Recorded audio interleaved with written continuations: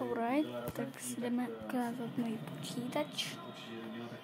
A komu co se děje s fotbalem. Jo, tam trička, tak se jdeme podívat na film.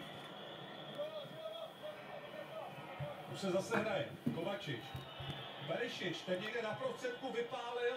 On má velmi šikovnou levačku, jako by si řekl, že i on se chce dostat trošku do toho centra dění. Vidíte tady na co? A jdeme ukázat můj počítač. Takový Autor 33 reprezentačních gólů. Rozhodně ví, jaké to je skórovat za národní celek. Za Vatreny. On jsou správně příště. Těch těl a těch nohou tam je tolik, že skutečně i přes 2 teče se dá buď vybojovat roh, nebo odstřelit gól. Důrazný Lači. Teď to bylo za hranou.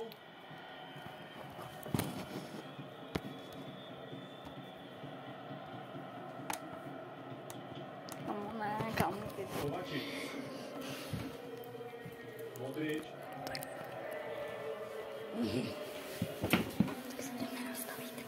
Jak jste? Modrič.